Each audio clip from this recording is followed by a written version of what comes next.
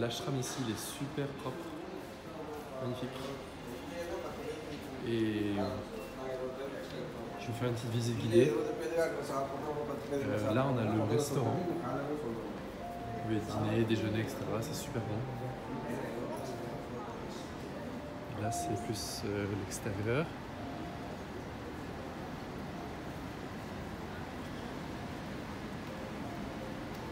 Là, vous avez le Wellness Center. C'est le tout là où on peut faire des soins ou se soigner ou même dormir. On peut dormir à cet endroit-là aussi. Et de l'autre côté, là-bas, je vais vous emmener. On a là où on fait notre méditation. C'est super beau. On peut accueillir plus de 70 000 personnes. La semaine prochaine, on a 75 000 personnes qui viennent. Et regardez comme c'est beau.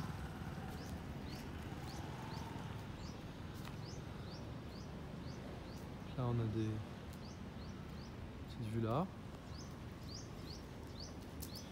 Et surtout, je vais vous emmener à The endroit, ici à Kanara.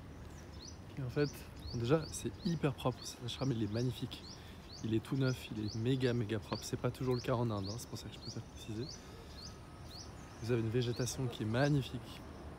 Magnifique. Il n'y a rien par terre, rien. C'est magnifique. C'est pur de pur. Et quand vous vous levez le matin, vous avez ça. Voilà. Et ça, les gars, ça n'a pas de prix. C'est meilleur pour votre santé que gagner plus d'argent. Ça n'a aucun prix, ces choses-là. Vous vous levez, vous vous réveillez, vous êtes juste au paradis. Vous avez des oiseaux, des écureuils, des serpents parfois. Ça arrive.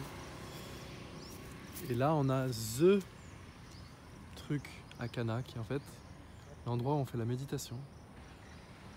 Oui, on a le petit drapeau pour la fierté indienne. Je ne suis pas indien, hein, mais j'ai dû l'être dans des vies passées. Et là, ça fait tout le tour, c'est des espèces d'immenses bulles comme ça. Immenses. Et on fait notre méditation le matin, le satsang à 6 h. On le fait dans ces bulles-là. Donc vous montez, je vais vous montrer, vous montez les escaliers. Et regardez comme c'est propre, c'est tellement pur. J'ai jamais eu un ashram, j'ai fait d'autres ashrams. Hein. Je suis allé chez Sadhguru, etc. Ça n'a rien à voir. C'est 100 fois plus propre, c'est tout neuf, ça a 20 ans, enfin, c'est tout neuf, c'est magnifique. Vous avez des restaurants, vous avez même une pizzeria, c'est hyper moderne, donc pour les occidentaux qui s'inquiètent en mode « Ah, l'Inde et tout », franchement, c'est presque pas un ashram, tellement c'est presque un centre, un hôtel, quoi. Et tout ça, vous pouvez être logé gratuitement. Hein. Gratuitement si comme moi, vous connaissez un peu et vous arrivez à vous débrouiller. Moi, je n'ai pas payé un centime depuis que je suis arrivé là, mais bon, je sais me débrouiller. Bon, j'ai payé ma formation de yoga, que j'ai payé 700 balles pour faire un mois ici. Logé, nourri, blanchi. Cette même formation coûte 3 000 € en France. Dites-vous, pour 700 €, j'ai fait la même formation dans le meilleur centre du monde, ici en Inde, avec le vrai yoga, c'est-à-dire le yoga indien, pas le yoga occidental où on fait des postures du chat ou je sais pas quoi, et toutes ces conneries. Donc, et avec ça, vous êtes au paradis, quoi. Donc c'est un truc de fou. Et là, c'est le Meditation Hall, plus grand centre de méditation du monde.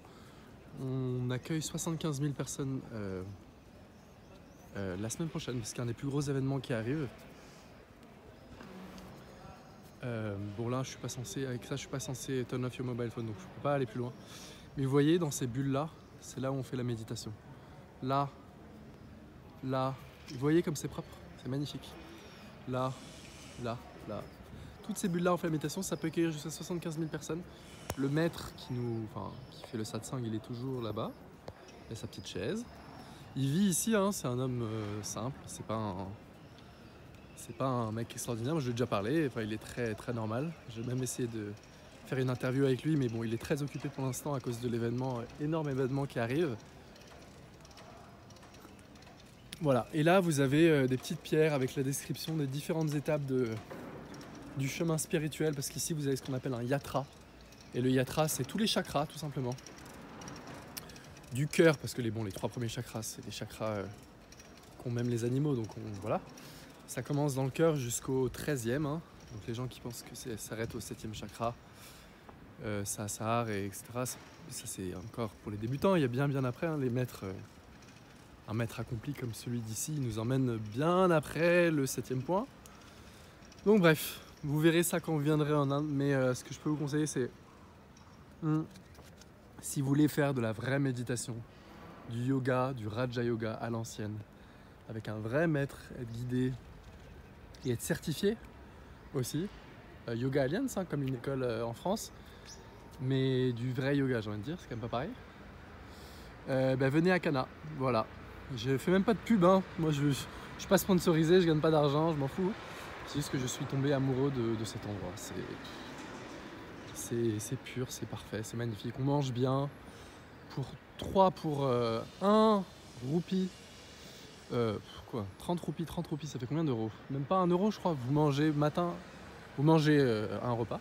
Ok, donc pour 2 € par jour, vous bouffez matin et soir. Vous pouvez vous loger gratuitement si vous... Alors c'est pas gratuit normalement, hein, mais c'est gratuit si vous arrivez à... Comment dire? Si vous faites une formation de yoga comme moi, vous serez logé gratuitement et après vous pouvez négocier pour rester quelques jours de plus. Bref, c'est le paradis. Quand je suis ici, j'ai tout sauf envie de rentrer en France. Avec le bruit, la pollution, les gens qui crient, les gens sales et tout ça, ça me dégoûte. Non pas que l'Inde soit pas sale, l'Inde est assez sale, hein, comme vous le savez. Mais pas ici les amis, ici c'est le paradis sur terre, c'est le paradis de Dieu. Voilà, je suis fait pour vivre ici, donc il y a peut-être moyen qu'un jour j'achète une maison ici. Mais c'est magnifique. Puis vous avez un maître qui est un homme simple, qui est gentil, qui est accessible. Moi je lui ai parlé, hein. Donc franchement, voilà, c'était une petite visite de Kanha, mes amis. Bon, c'est une toute petite partie, hein. Il y a toute l'autre partie derrière. Je vous ferai ça une autre fois, mais là vous avez déjà vu le Meditation Hall, qui est un peu le truc phare, parce que c'est le plus grand centre de méditation du monde. Voilà, donc vous avez vu déjà un truc assez important. Et regardez, quand je me lève, autour de moi j'ai ça, quoi. J'ai pas la pollution parisienne de merde, j'ai ça. Genre ça a pas de prix, c'est pas une question d'argent ou je sais pas quoi. C'est juste, ça a pas de prix. Je suis pieds nus H24, je vis la hippie life, quoi. Et ça c'est moi. Si vous êtes aventurier, vous aimez bouger, alors il faut aimer bouger, hein, il faut aimer être aventurier, moi j'adore ça. Je sais que c'est pas le cas de tout le monde, il y a des gens, ça les rend un petit peu... voilà, ça peut stresser, etc. Mais franchement, si vous hésitez à aller en Inde parce que vous avez entendu des trucs et tout, franchement, écoutez pas, c'est pas vrai. Déjà, si vous allez dans un ashram, vous serez protégé. Oui, il y a des coins en Inde qui craignent, mais comme partout. Mais il y a des paradis comme ça sur Terre qu'il n'y a pas... on n'a pas en Europe, parce que ça, c'est des ashrams, quoi. C'est vraiment un truc indien. C'est très spécifique à l'Inde. Voilà. Il y a une petite voiture là qui... Vous pouvez prendre une petite voiture si vous avez la flemme de marcher. Moi, j'adore marcher. Sinon, vous pouvez même prendre des scooters, hein, et louer un scooter ou pas. Et vous balader. Parce que c'est immense, hein. Je vous ai fait juste un tout petit truc. Mais là-bas, on a le dining hall. Enfin bref, c'est magnifique. Magnifique. Voilà les amis, j'espère que ça vous a plu. Et je vous ferai une petite autre visite prochainement. Allez, bisous.